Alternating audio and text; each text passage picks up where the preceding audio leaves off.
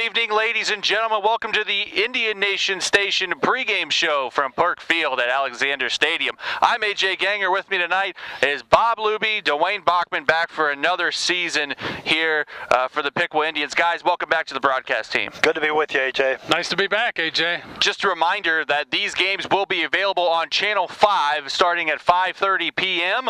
on Monday nights. We've got the coaches show at 4:30 and the pregame show. This will be aired at 5 o'clock. You won't know that, obviously, until you watch it, but that's just the way it is. Also, make sure you like us on Facebook and subscribe to our YouTube channel. Every time we post a video on Channel 5, we also post it on our YouTube channel as well. That way you get up-to-date minute notifications whenever we post a new video.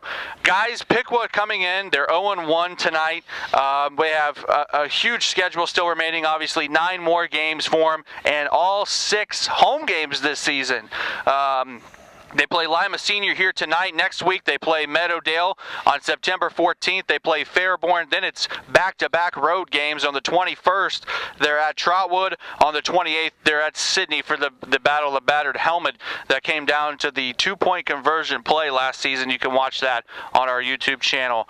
On October the 5th, I believe it's homecoming here at Piqua as they take on Greenville. October the 12th, they're at Vandalia Butler. On October 19th, it's Senior Day as they take on Tip City, and to close out the year on October 26th, the home game and the biggest rivalry in high school football in the state of Ohio, Piqua versus Troy. Guys, 6 home games this season. That is just a rare sight in any high school football because you normally play 5 and 5. How do you think that maybe be an advantage or a disadvantage for the Indians this season? Well, I think anytime you have a chance to play an extra game at home, it's got to be a plus. I tend to think that the realistic part of it is we know that the game next Friday, Meadowdale, was originally scheduled to go to Dayton and moved here for a lot of reasons, none of which are important, I guess, in the long run. But it's got to be a plus to get a chance to get the home team to have a few more fans on their side of the field. I think it has to be a plus. But again, how big a plus depends a little bit on the opposition. Meadowdale will not come in as a very good football team. Obviously, when you play at home, it's much easier. Logistics, you don't have to worry about the traveling aspect. Your guys are more comfortable. They can go home, come back, keep their own schedule. You're not caught up in a traffic jam. Just a lot of little things that make a lot of big things maybe more difficult when you play away. I like the idea of 6. You mentioned most schools play 5 and 5. You know, AJ, I don't know if you've ever heard, and it's back in my territory, Steubenville High School. I know Steubenville. Okay. They sometimes play 7 and 8 home games. Wow. Yeah, they entice people to come into Big Red Country and play football there. Of course, they probably have a nice payout for them, but their schedule is pretty attractive for people that are living in Steubenville. That sounds very attractive. Guys, let's look at some of the scores around the G-Walk from Week 1. Obviously, a big Week 1 all around high school football as well. Just a couple things to mention here. One that Bob and I talked about was Fairmont and Alter last Thursday night, a 12-6 win for the Firebirds.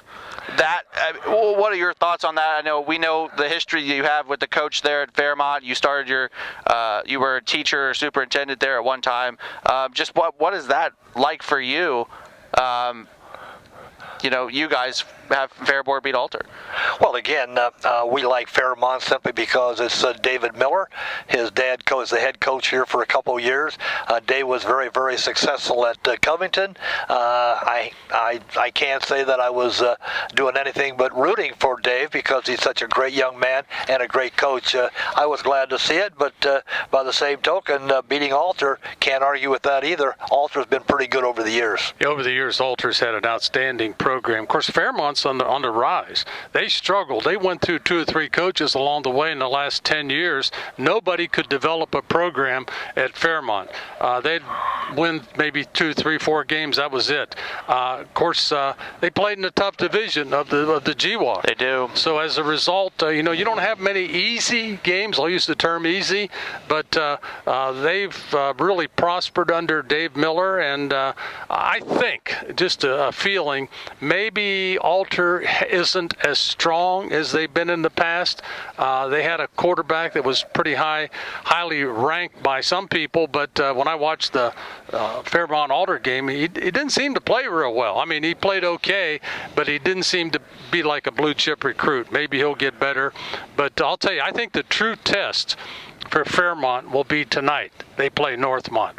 Yeah. And they're going to find out how good a football team they are, because Northmont, based on their first game with Lima Senior, has proven that they're a pretty good football team. And, you know, you talk about Northmont, and Northmont last week just blew out Lima Senior, who's here tonight, 56-13, and what is a huge win for Northmont.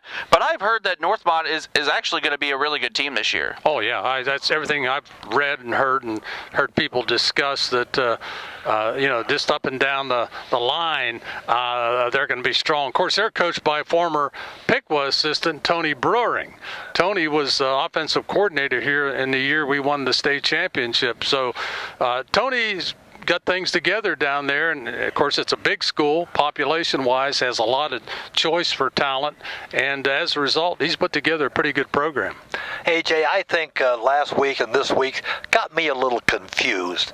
I really believe that last Friday night, Piqua Indians had a chance to beat CJ. Obviously, they didn't. I thought if anything else, it would be close. I don't think it was as close even as the final score would indicate it. That tells me that we don't know how good CJ is, although I think they're pretty decent. But the real puzzler, of course, was the Northmont Lima Senior game. When I was walking around town in August, I kept hearing that this is going to be Lima Senior's big year. They've got a lot of athletes, they got a lot of athleticism, and yet they get the daylights kicked out of them, 56-13. That tells me, and Bob mentioned it, either Northmont is very, very good, or Lima Senior High is a little overrated. Tonight will be a test for them, as it will be a test for the Indians. I agree with you guys. Speaking of the state championship game, earlier this week we were able to get the state championship game up on the Indian Nation Station's YouTube page, so you could relive that 26-7 Piqua Indian state championship win over Pinkerton Central back in 2006. So that's good news too. 12 years ago, the Indians won a state championship, as you see on the banner over there here at Alexander Stadium. Looking at some of the teams in Piqua's division last week, wasn't really a good week for them, guys. As Bellbrook beat Tip City 17-9. You've got Troy, though, beating Belmont 43-8. St. Mary's beating Sydney 35-7. Harrison beat Butler 42-19. And obviously, Piqua lost 42-22. Guys, it was a tough week for the American North. Well, I think it was a tough week, but I think, AJ, we got to look carefully at some of the teams on our schedule. And I'm looking at Fairborn, Sydney, Greenville, Butler, Tip City, and Troy. If I had to use one word that I think, I may be wrong, that describes those 6 games, it's parity. In my judgment, any of those 6 teams could win or lose on any given night. They're playing one of those opponents. I may be wrong, but I believe there's more parity there than we think, and I really believe there's going to be one statistic that's going to separate those 6 teams, and that statistic is going to be turnovers. I think when we sit here the night of the Troy game, the number of turnovers of all these 6 teams will tell us that the team with the most turnovers lost and the team with the fewest won. I believe it's not a case of one team being so much better than the other. I think it's how you're going to play on that particular night, and that's why I think turnovers is going to be the biggest statistic of the season. Bob, what are your thoughts? Well, I feel what Duane said makes sense. I was shocked, not shocked, I'll downgrade that a little bit and say I was surprised with the ease that Greenville defeated Eaton, 40-7. Yeah. Greenville has been a really middle-of-the-road type football team in our conference. Never been able to get over the hump to be real successful, but I'm not sure this year they may be a little better than a lot of people feel they were supposed to be. I watched, going back to Sydney, watched them last night. They were on television, played Bellefontaine. A lot of athleticism on the Sydney football team. A lot of guys that can move quickly. They ran the ball pretty well. Just showed to be a pretty good football. That was a good football game. It went right down to the end. And 31-28, I believe. Yeah. Yeah, Sydney won by 3. So had a girl kicker. She was okay. Is that right? Yeah, she did the job. Came out there and pulled her hair back and said, "Line them up, guys. I'm gonna put this thing between the uprights." So yeah, an interesting conference. I like Troy in terms of what they have coming back. They have a really strong running back that played last year. And, Colt Bishop. Yeah, he can lug the rock, so to speak, and yeah, it's going to be a competitive division, I think. Well, I think it's safe to say that of those 6 games, we don't have anybody that's going to be in the state championship, but we do have parity. That's going to make for some interesting football. But I remember a quote that was given to Bill Neese in the paper after the CJ game.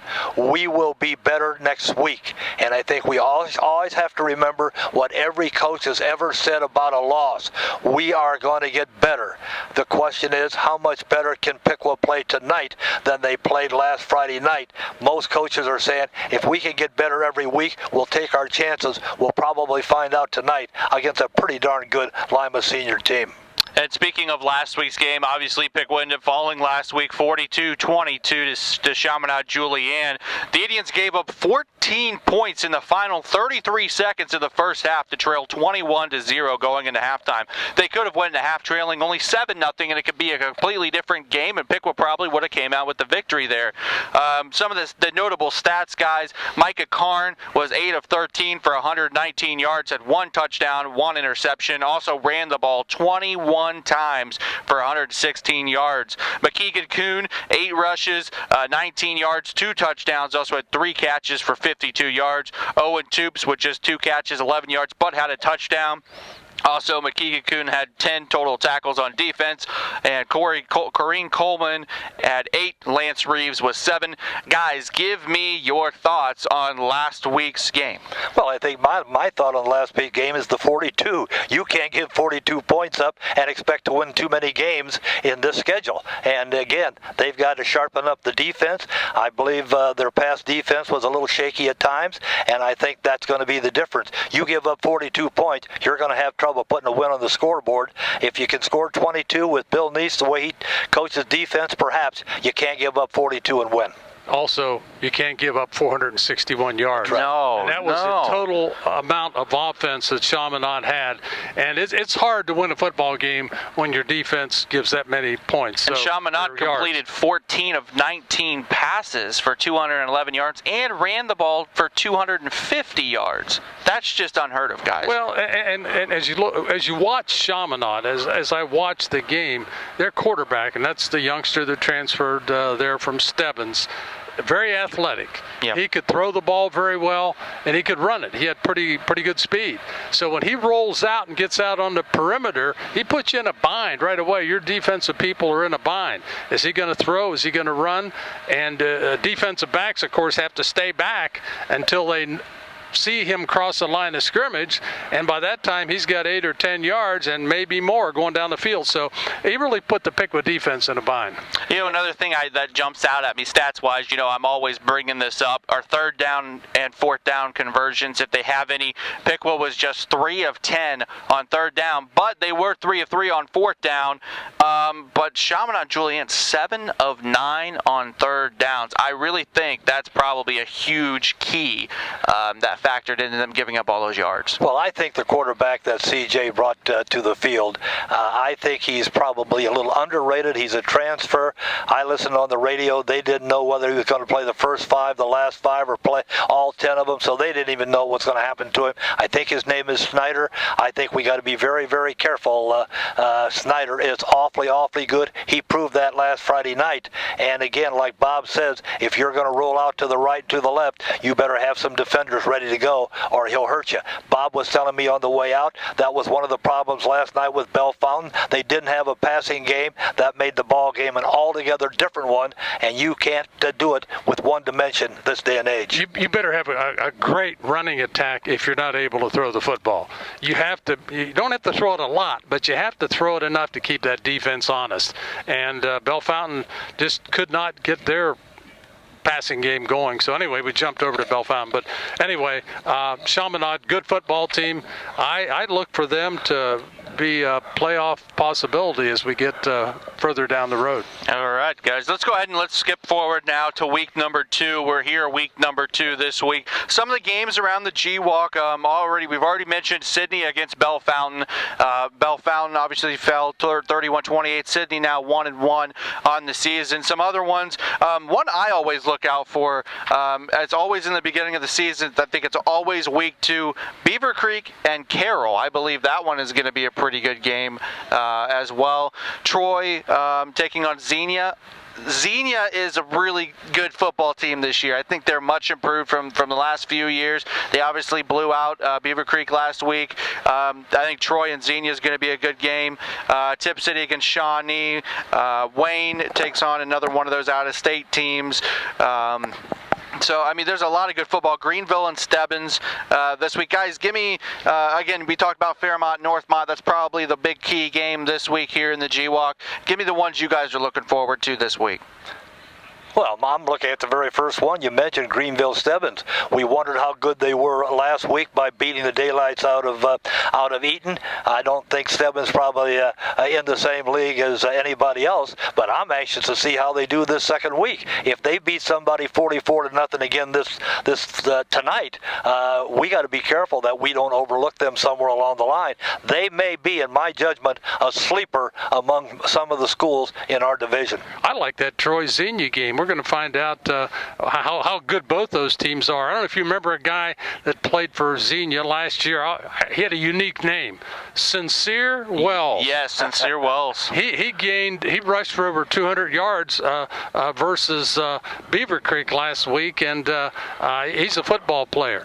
I think that's going to be, you pit Bishop of Troy against Sincere Wells, and you're going to see some track meets going up and down the field. I'm anxious to see how that one turns out. All right, guys, let's go ahead and switch gears a little bit here as we get towards the end of this pregame show. This is the last season for the G-Walk before the Miami Valley League is reformed in 2019. As of right now, the new 10-team conference will feature Troy, Piqua, Greenville, Butler, Sydney, Tip City, Xenia, Fairborn, West Carrollton, and Stebbins. Let's talk about what we can expect for the last season here in the G-Walk, as well as the resurrection of the MVL, guys. I'll let Bob start with that one. Well, I think as you look forward to the new league, I think it's going to be good for the smaller schools, the Sydneys, the Piquas, the Troys, the Vandalia Butlers, the Greenvilles, because when you have to compete against a Northmont, a Centerville, a Springboro, a Springfield South, schools that are much larger, have a deeper talent pool, it's difficult. So I think it's going to be good for us to be in that division. I think when they set this league up, maybe the enrollments were a little not as out of balance as they are now, and obviously the feeling was it would be a very competitive league. Well, we found out it's hard to compete against schools of that size. And again, I think we have to look at it psychologically. Bob is very, very accurate about this being good for these small schools, but when you look up and down your schedule and you see the Northmonts, the Lebanons, the Springboros, psychologically that has to have an effect on you, and I think that's part of it. I think the schools that we see on our sheet of paper here are 9 out of the 10 football schools next year. I think it ought to be very, very interesting. A lot of parity again, in my judgment. Probably depends on how they do this year about parity next year, but I like it. I think it was good. When they started the G-Walk, there were people who thought that it had to be done. I guess that was the prevalent attitude at the time. Now that it's over, I tend to think the move that was made here was the best move for everybody, maybe even for the bigger schools.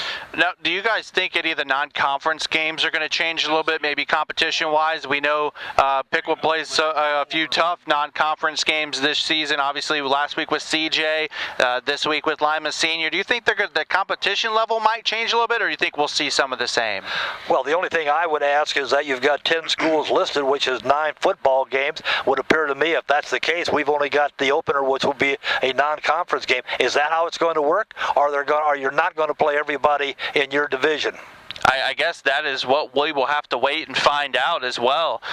Because, like you said, there are 10. If that's 9, if you play all of them. If not, you may play 7. Maybe you just play 5 that are, or 4 that are in your division and 3 out of it. I mean, who knows what it's going to look like if they're going to split it up like that. And some of those schools have a tendency not to perform well. You look at West Carrollton. Yeah, you look at Stebbins. Right. So if you're a team that's trying to get into the playoff, you want the opportunity to play people they're going to have a respectable record so they can give you points. Yes. How much will that hurt a team like Piqua or Troy or Sydney who wants to get in the playoffs, but because of some of the opposition within the league, they're not going to be able to garner enough points to make it. So I don't know. That's something else to think about, I think. Do you really think, Bob, that we've got 9 games that we will not have 9 conference games next year? Would that be your bet? I have no idea. I thought when they went to this division, that was one of the things we read about, is that they would go to 1 non-conference game and we stay with these 9 for the rest. But I'm not so sure I heard that right. What light can you shed on that one? I have no idea. It makes sense for many reasons. In other words, the travel concept, you don't have very far to go. You're right in the valley. You build up rivalries, but I think, as I said earlier, where it hurts you is possibly the playoff. Mm-hmm. So will that cause teams to schedule somebody very strong for that first game to go out and look for a team that is maybe even a division bigger than you, or even 2 divisions bigger than you, that has a good program, so you have a shot at getting in the playoffs? That remains to be seen. And like you said, it may hurt having the West Carrolltons and the Stebbins in there for teams like Piqua and Troy, because Piqua, Troy, Sydney, Butler, Tip City, Xenia, they're probably all just going to beat up on them. If they have those 9 conference games, that is really going to hurt your chances, I think, at making the playoffs as well. And it'll depend what happens to Greenville. In the past, Greenville never really had a very impressive record. Up and down and to the side this in year, the middle. Maybe a better indicator of, they got the new turf field over there, I think, don't they, Duane? Yep. Yeah, so, that does a lot to generate enthusiasm for your program. I agree. All right, guys, now it's time to get to our game here tonight. The Spartans of Lima Senior invade Alexander Stadium for Piqua's home opener. Both teams will be looking to get their first wins of the season, but we all know that the Indians will be the only team walking out here with the W tonight, just my prediction. Gentlemen, give me your thoughts on tonight's game as well as a little bit of a prediction. Well, let me begin by saying that, first of all, the Indians are going to have to play very, very well. And I said before, turnovers are going to be a factor. I think that could be a factor tonight. From what I can gather in reading the paper and listening to people like Bob, the pass defense has got to be sharpened up, and we can't give up 42 points. We can maybe get, if we can score 22, we might be able to beat the Spartans, but it's going to take a very, very special effort. Lots of turnovers is not going to be good for the home team. I think coping with their athleticism is going to be a difficult thing. As I said earlier, quarterback, very athletic, former wide receiver. They've moved to quarterback. They got a couple other guys that can fly around out on the field, and that can put you in a bind, especially if your team speed maybe is a half step slower than what it's been in the past. You have to somehow find a way to make up for that. I think the key thing will be to keep pressure on the quarterback. How you do it, you'd like to get pressure from your front 4. Yeah. That way you don't have to blitz and don't have to go into man coverage. But when, if you don't get pressure from the front 4 and you have to blitz, all of a sudden you have to play man coverage. And, if somebody overextends themselves and is a better athlete and you beat you deep, you immediately have a problem. Yeah. I think Piqua will have to cause, as Duane said, create some turnovers. And when you create a turnover, I think one more thing's important. Convert that turnover into a score. Yeah, any points. The fact that you recovered on the 40-yard line and end up going 3 and out or 4 and out doesn't help you at all. You have to take advantage of that and somehow get some points out of it. I agree, guys. I agree. All right, one last thing here before we get out of here, guys. College football obviously began on Thursday night. There's a few marquee matchups in just week 1. Who do you like, Auburn, Washington? Well, I'm going to take Auburn. I think that could be a heck of a ball game, but I'll take Auburn over Washington in a close one. Both teams pretty good. Both teams pretty well coached. I'll take Auburn. Yeah, as Duane said, two good football teams. I have to, only because I don't follow the West Coast teams that close. No. They're at a disadvantage. Yeah. Time zone difference. We don't really see them very often, but I like Auburn. I'll take Auburn. Alabama, Louisville. It's a blowout on paper for Alabama, but by how much, I should say. Well, in my guess, it's not a matter of who, but how many. And I think that's where Alabama will prevail. Louisville's been pretty strong recent years. They've been very, very competitive. But anybody that votes against Alabama in this one has not been reading the newspaper. Yeah, Nick Saban didn't get dumb overnight. He's still a heck of a coach, and he's got a bunch of great players. Probably a national championship team again. I like Alabama. All right, one last one. Number 12, Notre Dame, hosting number 14, Michigan, on Saturday night on NBC. Well, I'm going to take Notre Dame. I have the personal thought that Mr. Harbaugh is under a lot of pressure at Michigan. He has not done very well against Ohio State. He has not done a lot against some of the national powers. I think Jim Harbaugh's job is in danger, and if he loses 5 games this year, he'll be eligible for an assistant's job someplace in the MAC. I'm going to go on the opposite side of the coin. I'm going to take Michigan only because of what you said about Coach Harbaugh. He knows this is a pressure year for him. He's got to come through. I think it's important that they start off on a positive note. Two good football teams. The question is, how good are each of them? I think Michigan will have to play very well to beat Notre Dame, but I'm going to take the Wolverines. And you got two good quarterbacks going at it, too. Shea Patterson, new quarterback from Michigan, transferred in from Ole Miss. I don't think Harbaugh's that much under the radar just yet. I think if it's another disappointing year with the talent that he has this year, then, like Duane said, then you're on the bubble for it. You got to beat Ohio State, you got to beat Michigan State, and you got to win against a ranked opponent on the road, something they have not done in 5-6 years since I've been around. Let me ask you this. Yeah. If he doesn't beat Ohio State this year, is that enough where the folks up there will be saying, hey, I don't know, because in my mind it's very hard to go to Columbus and win, but they should have won 2 years ago in Columbus. But I will say it's enough for people to start chattering more. Well, how about Ann Arbor? He hasn't won up there either. He hasn't won up there either. He's won one game against his rivals, against Michigan State on the road 2 years ago.